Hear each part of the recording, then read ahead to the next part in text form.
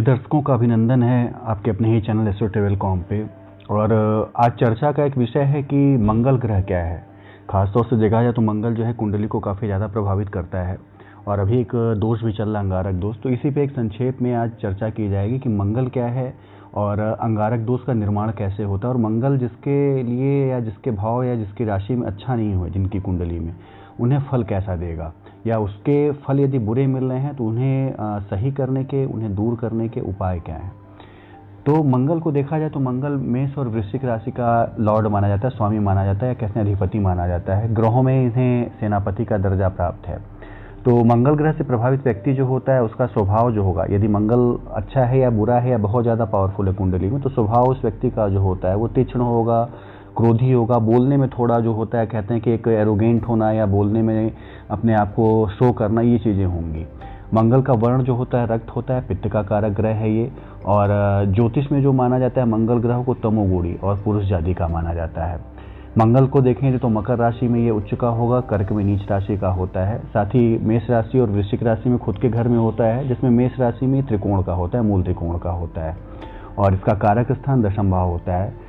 तो मंगल ग्रह के यदि अशुभ प्रभाव है तो निश्चित रूप से आपके कुछ न कुछ कुंडली में फल जो बुरे मिलेंगे ही। और अंगारक योग तब बनता है जबकि मंगल जो होता है वो राहु के साथ किसी भी भाव में चला जाए।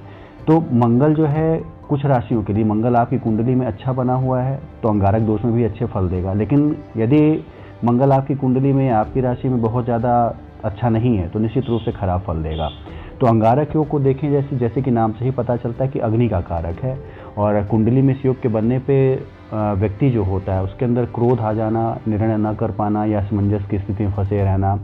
और अंगारक योग में यदि आपकी कुंडली में अंगारक योग जो है वो 12वें भाव में बन रहा है, 8वें भाव में बन रहा है, 6ठे भाव में बन रहा है, तो इन सब सारी चीज़ों में, या तृतीय भाव में बन रहा है, तो इस समय में यानी अंगारक योग के समय में क्रोध का भय, अग्नि भय, दुर्घटना, रक्त से संबंधित अचानक से एक्सीडेंट हो जाना, अचानक से टूट फूट हो जाना, स्किन की समस्याएं हो जाना, ये सारी चीज़ें मिलती हैं।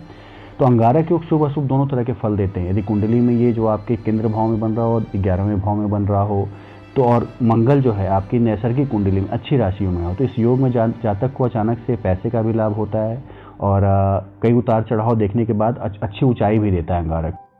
तो अंगारक योग के फायदे और नुकसान पे यदि एक हम नज़र डालें तो अंगारक योग के कारण, यदि नुकसान इसका हम ले लेते हैं तो अंगारक योग के कारण जो भी जातक है जिसकी कुंडली में मंगल प्रभावित है या बुरे वे में प्रभावित है, तो उसका स्वभाव जो अंगारक योग के समय में आक्रामक हो जाएगा, हिंसक हो जाएगा, कह सकते हैं कि निगेटिव हो जाएगा एक तरह से।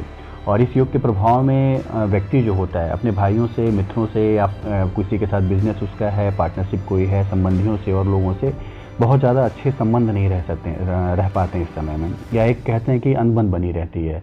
अंगारक योग होगा तो धन की कमी होगी, जो आप कमाएंगे उसमें एक देखेंगे कि जो आप कमा रहे हैं वो बच भी नहीं रहा, खर्च हो जा रहा है, और दुर्घटनाएं जरूर होंगी इसमें, रोग से ग्रस्त रहेगा, या हो सकता है ब्लड प्रेशर की प्रॉब्लम हो सकता है हार्ट की प्रॉब्लम हो।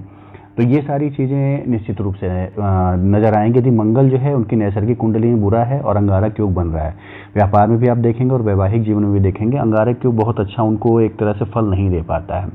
लेकिन लाभ को ले लें यदि हम, तो लाभ में जो है अंगारक योग के यदि आपके केंद्र भाव में बन रहा हो या 11वें भाव में बन रहा हो तो निश्चित रूप से आपके अच्छे संबंध बनाना, और जो काम आप कर रहे हैं अचानक से उसमें ऊंचाई मिल जाना, कहीं आपने पैसे लगाए, खासतौर से यदि मंगल को देखा जाए तो मंगल जमीन का कारक होता है, जमीन से संबंधित किसी कार्य में आपने पैसे लगाए तो अचानक से उसके कॉस्ट में कह सकते हैं या उसके लाभ में कह सकते हैं वो बढ़ोतरी मिल जाना जिसकी आपने कल्पना नहीं की थी। तो अंगारक योग में ये फायदे हैं, नुकसान ऊपर वाले थे, ये फायदे जो मैंने बताया आपको कि फायदे भी आपको मिलते हैं। यदि मंगल जो है आपकी अपनी कुंडली में मकर राशि में है, कह सकते हैं यानी उच्च का है, या मूल त्रिकोण राशि या वृश्चिक राशि में है, तो निश्चित रूप से फायदे भी बड़ी अच्छे दे देगा अंगारक योग। तो देखना यह है कि आपकी कुंडली में मंगल जो है वो कैसा है, कितनी डिग्री का है, पावरफुल है कि नहीं। तो अंगारक योग के लाभ भी हैं, ऐसा नहीं कि सारे लोग बता रहे कि अंगारक योग से ये नुकसान है, आपको फ़ायदा नहीं होगा या आपका बहुत अच्छा संबंध नहीं रहेगा, तो सभी के लिए ये चीज़ें उचित नहीं है। यदि कुंडली में मंगल आपके अच्छी कंडीशन में है तो अंगारक योग में आपको आशातीत लाभ भी मिल सकता है।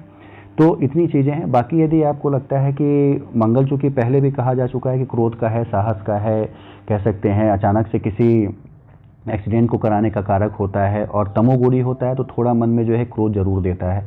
तो इन सब से बचने के लिए यदि आपको लगता है कि मंगल जो है आपका थोड़ा आपको प्रभावित कर रहा है, बहुत ज़्यादा फायदा नहीं दे रहा है, तो इस प्रभाव को कम करने के लिए पहला जो आप काम कर सकते हैं वो है मंगलवार का व्रत। यदि अच्छा है, बहुत अच्छा मंगल आप में है, तो बहुत ज़्यादा परेशान होने की ज़रूरत नहीं है। लेकिन यदि लगता है कि नहीं, मंगल आपको बहुत ज़्यादा लाभ नहीं दे रहा है, ये सारी चीज़ें अंगारक या दोष बनने के बाद से आपके फेवर में नहीं आ रही हैं, तो इसमें आपको निश्चित रूप से मंगलवार का व्रत जो है वो शुरू कर देना चाहिए। साथ ही भगवान कार्तिकेय यानी शिव के जो पुत्र हैं कार्तिकेय, उनकी आराधना जरूर करनी चाहिए। हनुमान जी की आराधना यदि कर सकते हैं, मैंने हमेशा हर वीडियो में बताता रहता हूँ कि हनुमान जी की आराधना कलयुग में बहुत ज़रूरी होती है, क्योंकि हनुमान जी को एक जीवित देव माना जाता है कलयुग में। और यदि आप उनको पुकारते हैं मन से, तो निश्चित रूप से आपकी सारी इच्छाएं वो पूर्ण भी करते हैं, पाप प्रभाव में कमी भी लाते हैं। तो निश्चित रूप से आपके इस ग्रह की पीड़ा को भी दूर करेंगे, यह एक उत्तम उपाय कह सकते हैं। साथ ही यदि राहु के बीज मंत्र का आप जाप करें तो भी मंगल के दोषों में शमन होगा। राहु और मंगल के बीज मंत्र होते हैं, उन्हें भी आप यदि पढ़ते हैं तो उनके दोषों में शमन होगा। इसके अलावा छोटे छोटे उपाय हैं कि राहु शांति के लिए पूजा करें, या कुत्तों को आप रोटियां खिलाएं, ये सारी चीज़ें हैं, कर सकते हैं। सत्संग करने जाएं, या अपने गुरु का आप आदर करें, गुरु को घर पे बुलाएं, ये सारी चीज़ें भी जो हैं दूर करती हैं इसके पाप प्रभाव को। शाम को रोज़ दिए जलाएं, तो ये सारी चीज़ें जो हैं आपको निश्चित रूप से एक फ़ायदा देंगी। मंगल का यदि बहुत ज़्यादा कह सकते हैं कि आपकी कुंडली में एक बुरा प्रभाव है, तो मान के चलिए कि इसमें निश्चित रूप से आपको अच्छा लाभ मिलेगा। साथ ही कुछ पूजा है, जैसे मंगलवार को आप बजरंग बाण का पाठ कर सकते हैं, और शांति के लिए, मंगल की शांति के लिए, हालांकि लाल रंग का आपको वस्त्र नहीं पहनना चाहिए। आपकी कुंडली में अंगारक दोष है और बुरे वे में चल रहा है आपके, तो लाल कपड़े पहनना या सोना पहनना, ये सारी चीज़ें कुछ दिन के लिए छोड़ देनी चाहिए जब तक कि ये दोष बने हुए हैं। तो चीज़ें फिर बेहतर गुजरती रहती हैं, बहुत ज़्यादा नहीं होता है। खासतौर से मंगलवार को यदि हनुमान जी के चरणों में सिंदूर उन्हें चढ़ाएं और सिंदूर का टीका लगाएं, तो ये भी आपको बड़ा एक फ़ायदा दे सकता है। तो ये छोटे छोटे उपाय हैं। साथ ही मंगल यदि आपकी कुंडली में खराब है तो इन उपायों को जरूर आप करिए। अंगारक दोष के यदि बुरे प्रभाव आपको लग रहे हैं कि मिल रहे हैं, बहुत ज़्यादा सफलता नहीं मिल रही है, दिमाग आपका एक तरह से भ्रमित है, बहुत ज़्यादा आप वो चीज़ें नहीं कर पा रहे हैं या उस बारे में नहीं सोच पा रहे हैं जिसके लिए कि आप प्रयासरत थे, यानी आप एक डिसीज़न लेने में आप बहुत ज़्यादा एक सक्षम नहीं महसूस कर रहे हैं, तो निश्चित रूप से अंगारक योग का एक बुरा प्रभाव आपके लिए चल रहा है, और आपको इस तरह की पूजा जरूर करनी चाहिए जो मैंने बताई। ये सारी चीज़ें करते रहिए, हनुमान की आराधना करते रहिए, निश्चित रूप से इस दोष का शमन होगा और उत्तरोत्तर आपके जीवन में एक वृद्धि भी होती जाएगी, आप देखेंगे। तो इतनी चीज़ें करिए। बाकी उम्मीद है आपको थोड़ा समझ में आएगा कि मंगल और अंगारक दोष क्या है और कैसे इसको दूर किया जा सकता है, इसके बुरे प्रभावों को। इतनी चीज़ें करिए, बाकी चीज़ें आपके लिए शुभ हों और आपका जीवन जो हो सफलता के पथ पर अग्रसर हो। मेरी शुभकामनाएँ हैं। धन्यवाद।